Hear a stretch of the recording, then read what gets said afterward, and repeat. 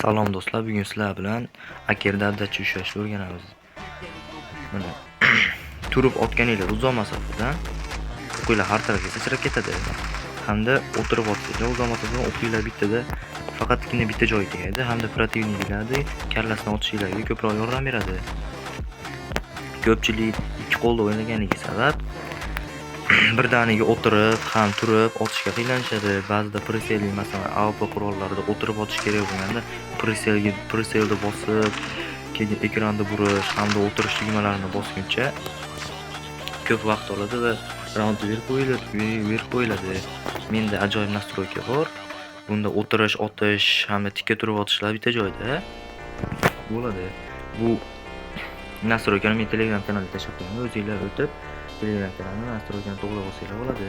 Buni foydalari qanaqa bo'ladi? Birdaniga o'tirib otsanglar bo'ladi. Keyin alohida boshqa tugmani bosinglar, tikka turib otaveradi. Keyin mana Sandstone'dagi asosiy bitta ma'lumot bo'ladi.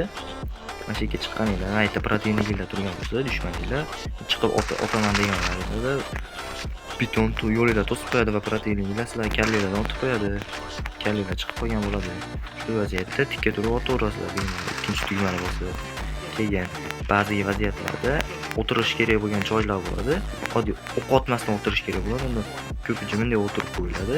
Endi sal pastroqini eslatlaring. Sal pastki qismi o'q otadigan joyda chiqib turibdi.